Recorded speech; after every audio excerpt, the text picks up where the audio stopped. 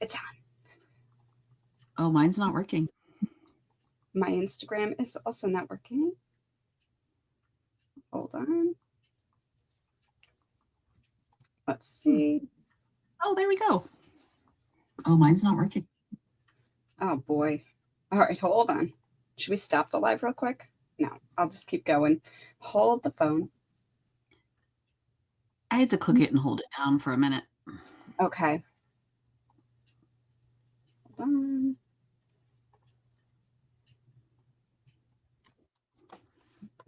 Hold on. Sorry, everyone.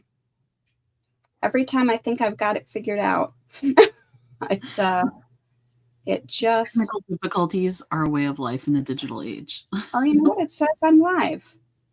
Well, then you're live. So let's see. Let me just double check. Let's assume I am. All right. Welcome. All right. We've done it. Maybe. We did it. Hey, welcome, everybody. It's so nice to have you here. Thank you, Tanis, for being here. Thanks for having me. So this is the Summer of Stash, and the Summer of Stash is my thing that I'm doing this summer. It's a little program where I'm inviting people to join my mailing list, and each week I have prompts that help them use up their stash, organize their stash, enjoy their yarn in a new way. And part of it is having my friends from the knitting world, like Tanis, come and do chats with me about their stashes, because I think it's neat to look into the eyes of designers and dyers and teachers and see what professionals in the industry do with their yarn stashes. So I want to talk about stash, and I want to talk about all the fun things you have going on. Upcoming that you've got going on. So welcome, Tanis. Having me. Thanks for being here. So, and for those of you who don't know Tanis, she's an amazing designer, has over 700 patterns published and over a dozen books. Your most recent, I think, is the Gilmore Girls book. Yep, that's my 16th. So working on the 17th right now. Gosh, you're too cool. That's awesome. And I love the Gilmore Girls. So it was very exciting to me when you published the Gilmore Girls book, that like the little dolls of the Gilmore, like everything is too fun one to work on. It's really fun. So when you're preparing for a book like that, do you watch the show over and over?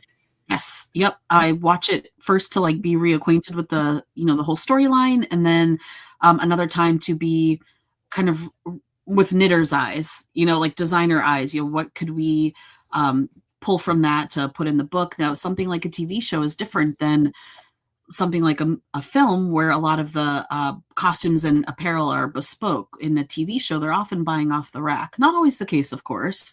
Like Game of Thrones, not bought off the rack, but certainly Gilmore, they were. So you can't copy those items because that copyright belongs to the designer who sold it to the store that the wardrobe department went and bought it from. So it's just each book is so different because you're dealing with a different set of rules and things like that.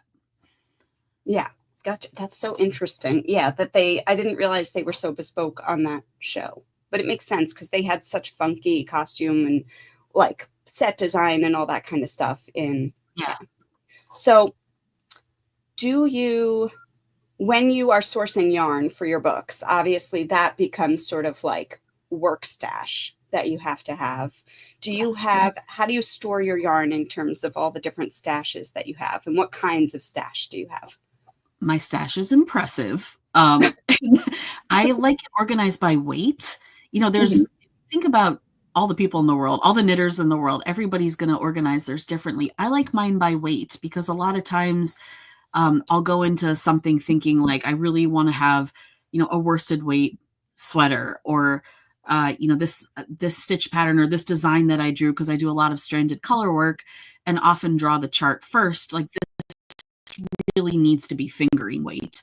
So having it organized by weight really helps. Now, I love like just the visual spectrum is beautiful. And, it was discovered, I think in like 1666 by Isaac Newton or something, kind of by accident with prisms. I really like the idea of having like a rainbow stash, but for me, it's a lot more practical to have it organized by weight. Got So it. that is how it is. And I inherited a huge shelf from Dragonfly Fibers, used to be in Maryland. I'm in Northern Virginia, and I would go up there all the time, and I did a lot of design work for them, and they had this amazing shelf, and they were like, "Well, do you want it?" It's like, "Is this a trick question? Of course I want this amazing giant yarn thing." So, that's in my, downstairs, and I have plastic bins in each cubby because it's, important to protect your stash from critters, and, um, Yes. I have a lot of lavender soap bars Oh, around there as well because a lot of, insects really hate lavender. Um, yes. so, like, I've planted it around my wood shop because I don't like creepy friends in there with me when I'm, like, making woodwork things, and then in my yarn shop, we have spider crickets here. I don't know, they're terrifying. Like, they jump at you, and, they're little and we're big, but still, I don't like bugs jumping at me. So, anyway, I prevent that by just having lavender soap all over the place, so I never thought to do the lavender soap. That's a great idea. it's I easy. have like lavender oil that I'll sometimes drip on cedar chips and then put those in little sachets and things. Oh, Yeah, but I those like work that. too. I'm I too like lazy for that. I, like, buy a bunch of lavender soap and I cut it with a bread knife and just, like, put it in the little cubbies. this. Okay, good call. Thank you, Tanis. Nice tip. I love it. Um, there will be like a run on lavender soap now in all the stores near knitters. Oh, Um, that's so cute. I love that. And we have some commenters on our comments. Hi, Susan and Heather and Karen. Nice to see you here. Um, let us know if you have questions for us. But um, so, Tanis, how long have you been knitting? I have been, my mom taught me when I was 8. I have a sleep disorder, and she needed something to keep me occupied because I would go wake up my brother and be like, "Let's hang out," and he'd be like, "I don't want to." So, she taught me how to knit, and, I just kind of went with it right away, and, didn't have much of a stash, and we didn't have a yarn shop where I grew up.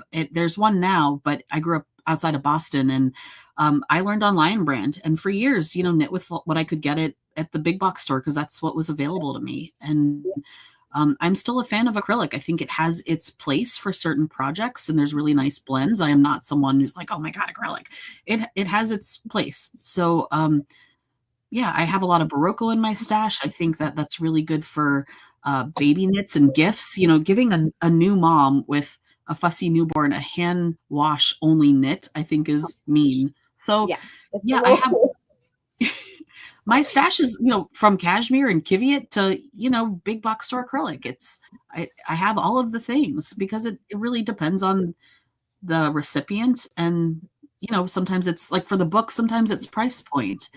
If I'm going to put like an Afghan in one of my books, sure, I would love a cashmere Afghan. That's just not practical. So, I have a favorite blanket yarn, and I keep that in my stash too. Yeah, that's so it's interesting. Last night I was chatting with a friend a knitting friend who has a knitting group she goes to, and someone's knitting a Quivet sweater for herself, and it was like $2,000 worth of yarn that she needed. And so that's amazing if you can do it. And it's also amazing to knit a sweater for $20 of yarn. So I too feel very much like there's room for all sorts of types of yarns, and I have a bit of acrylic in my stash too that I hang on to. And because for myself, I don't want I like to be able to wash things easily because I just do.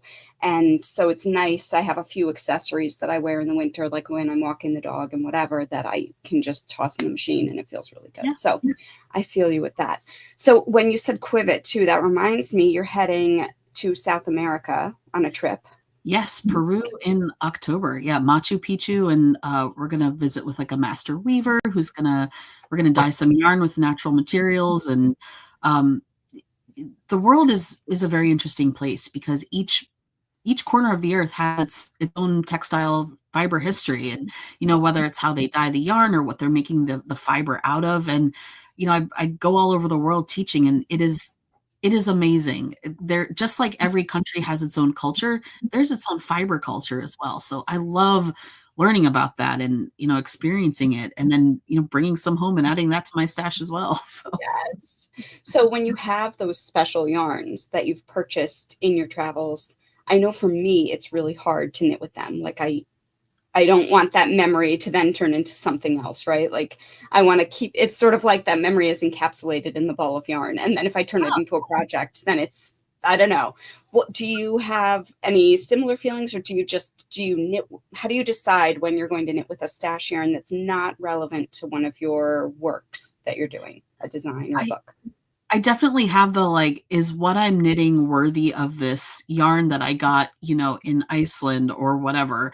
But lately, I think as I get older and, you know, loved ones are sick, or, you watch your kids grow or whatever, you're like, life is too short. Like, I'm using this insanely gorgeous ball of yarn for, a garter stitch hat or whatever, if that makes you happy. So I've definitely been trying to, as I shop my stash, like, oh yeah, I remember I got that on that trip, and it's time that it got to live its best life, like as fingerless mitts or whatever. And if I have to darn them, so what? But I've definitely started to kind of turn the corner and being more like, this deserves to be knit into something.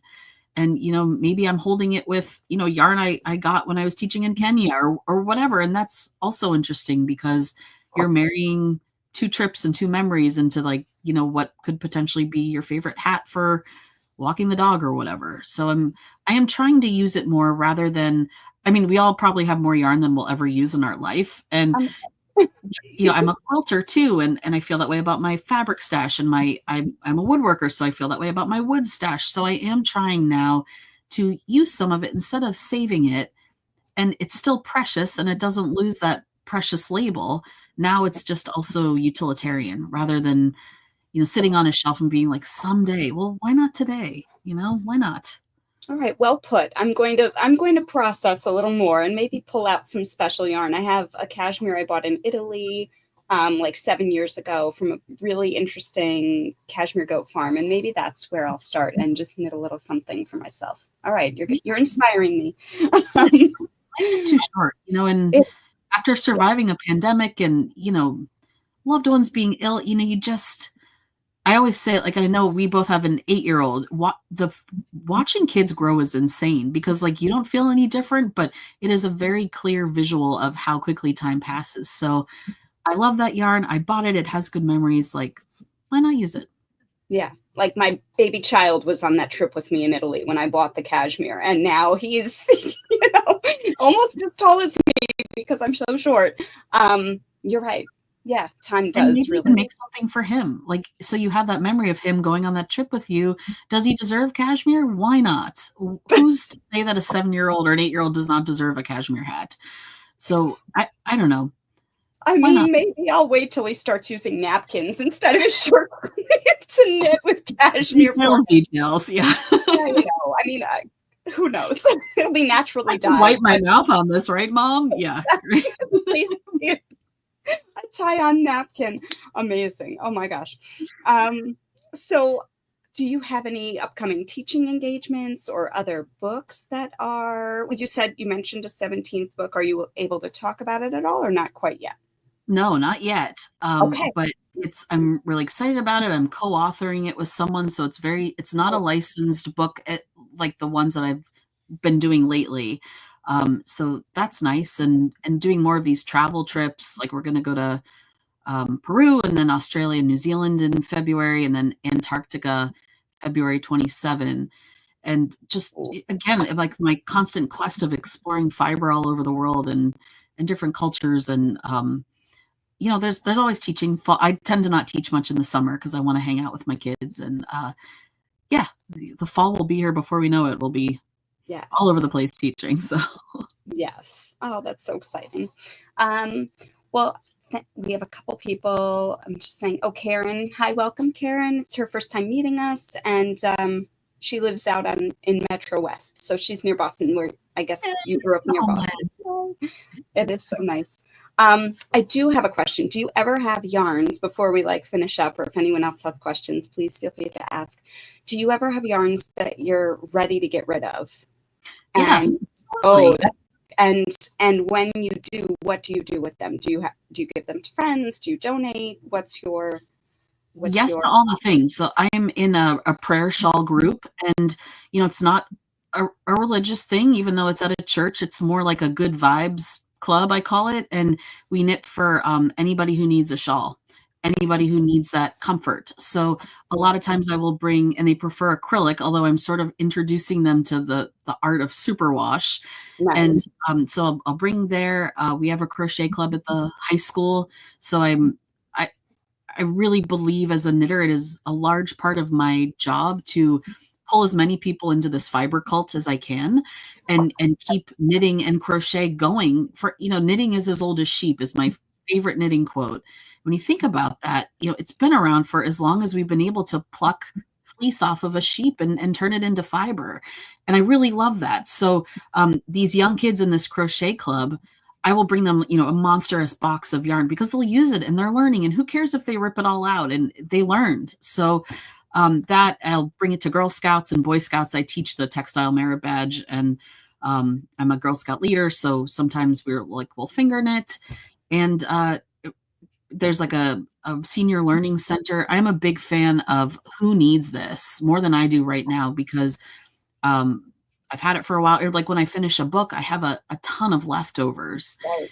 And I'll also call my local friends and be like, okay, come shop the leftovers, take what you want. And then the rest goes to, the fiber club or the prayer shawl group or whatever. So yeah, I am lucky to do what I do. And I love doing the books, and these yarn companies are so generous. And it's my turn to be generous too, to give it back to people who either can't afford the nice stuff or don't really know about it, or are in a situation like I was growing up where my local yarn shop was Walmart, and, give them some of the good stuff. Yeah, that's beautiful. Oh, I love it. We had a question from Karen. What's the fiber culture in Antarctica? Are you going to be spinning yarn with like penguin fluff? Yeah. Well, no one lives on Antarctica. I mean, there's scientists living there, but if you think about sort of the nomadic culture, any part of the world that gets very cold, they do have their own fiber culture. A lot of people spin, like in northern Canada, a lot of people are spinning with dog fiber. They do the Iditarod, and they have these giant huskies that shed like crazy. And, a lot of people are spinning sort of what we might consider an unconventional fiber just because it's not in our stash. Just like Kiviat, musk, that's like from the underbelly of a musk ox. It's a very specific, weird part of the animal. And can you imagine being the one that has to like go pluck the fiber off? Thank you. Don't step on me. Yeah, there's every part of the earth has its own fiber culture. Got it. No, it's going to be cool. I can't wait to hear more about that trip. Like and your pictures, like you always post beautiful. Yeah, I love photography. I love it. Yeah. So I can't wait to hear more about that after you do it. And that's 2027 Antarctica. Yeah. Okay, We cool. should do a trip together. That'd be fun. I would love that. That would be so fun because when I do my trips, I love incorporating things that aren't knitting. And I know that you do that too. Like when you went to Africa, you did a lot of bead work, I believe, Yep. right? Is that Kenya is known, for their clay beads. And, I always design a project specifically for the location we're going to. So, with Africa, I picked a really specific brown and sort of off-white palette. That's the color of the earth there. It's very reddish brown. And we could knit with clay beads, but it would make the project too heavy. So I used smaller beads, but, took a sort of a riff on one of the local tribes, their textile. Each tribe has their own like official textile, and incorporated that into the design, with permission from our instructor, who is a native of Kenya, and, always in a respectful but educational way. And, with Antarctica, we'll be going to Uruguay and Chile and Argentina. So we'll see what the project ends up being, because we're going to all sorts of cool places. I'm so excited for you. But yes, let's plan a trip. I would love that. That would be great. And Jackie had a comment too that her church collects yarn and then it's given to a women's prison. Love that. Yeah. And there's an amazing Netflix documentary, right? Yeah, exactly, on quilting. I thought that was so beautiful. It's a short documentary. It's a good one to watch while you're knitting. And it's all about a men's prison where they do quilting. This is for posterity that I'm mentioning it. But yeah, I thought it was so. That was phenomenal. Yeah, it was really excellent. Yeah. I'm a big fan of that, upcycling stuff that you're not necessarily going to use. It's good. Everyone deserves a second chance. They're making, I think, blankets for foster kids. Like what's better than that, Beautiful. And the joy that the quilting brings to these men, and the connection then that they have to their community, and how they feel about. I mean, it was so powerful. Yeah. When I had my yarn shop and we were closing, or like at a certain point, we had a lot of extra yarn. I can't remember at what point it was, but we had a huge box of yarn that we no longer wanted, and we ended up sending it to a women's prison. I didn't hear from them after it, but I can only hope that it was used. And brought people some comfort and joy. So Yeah, yeah. we all need that right now for sure. So Absolutely. Yeah, it's nice to be able to do that with our stashes, and it's nice to knit with it. And I'm going to knit that cashmere. I'm going to find it yeah, and I'm going to wind it and do something, maybe a new neck scarf for Harrison to wipe them it out. doesn't have to be fancy. I think that's part of, like, we look at our stash and we're like, well, that's too good. I have to knit, double-sided Japanese lace on triple zeros no, you don't. You're so You know, right. it could be just like a garter triangle with a couple eyelets, and I did that. I bought some beautiful, I met the lady when I've taught in Iceland 3 times, and then last summer my family and I drove the entire island. And I was just doing cancer treatment and was like, we need to have this adventure. So we drove the entire island. It was incredible. And we went to this lady's farm, and I bought a bunch of her yarn, and she was like, oh yeah, that's from Greta. I love when they can tell you the animal that this fiber That came from. But this is like way too precious. And then it's just a garter with eyelet shawl. It's so boring and so simple. It is one of my favorite things. And you like pet your pretty yarn, and it brings me a lot of joy. It doesn't have to be fancy. right. And as designers, Observe that. Yeah. and we're designers, so we have that, like, this has to be good enough for publication. No, it doesn't. If it's your dog walking shawl, or we walk up to school and it's cold, does it keep you warm? Does it bring you joy? That's all that you need. It doesn't have to be fancy. You're so right. And I'm teaching a few friends to knit right now, and what they're making is very simple and they are loving it. Like, we need to bring that joy back to it. And I think you're right. I think I do look at the yarn and I think, okay, what can I design that's different and this and that, and you're right. Much Like, just pressure. something fun. Yeah. Oh, thank you, Jackie. That's a good idea. Knit it as a scarf, place it in a box, and open it on a birthday in the future. That's really nice. I should do that Yeah. as a special Or like wrap it up, because you have 8 nights of gifts, right? In Hanukkah, and leave it Yes. for like the final night. Wrap it up and just, present to yourself. Why not? I love that. Really special. Thank you. I love it. Oh, Tanis, thank you so much for coming and chatting with us about your stash and your upcoming trips, which sound phenomenal. I hope people will look for you teaching in the fall when you get back into the teaching, and that you have an awesome summer with your kiddos. You too. Thank you. It was nice chatting with you. Thank I'm you. going to be texting you later to follow up on that cashmere. I'm going to get it right now. I'm doing it. This is happening. I'm going to send you like daily affirmations. Like, you knit that cashmere, Shaina. You've earned it. You deserve it. Go for it. Thank you. And thanks everyone for watching. Thanks everyone. Bye. Bye. Thank you.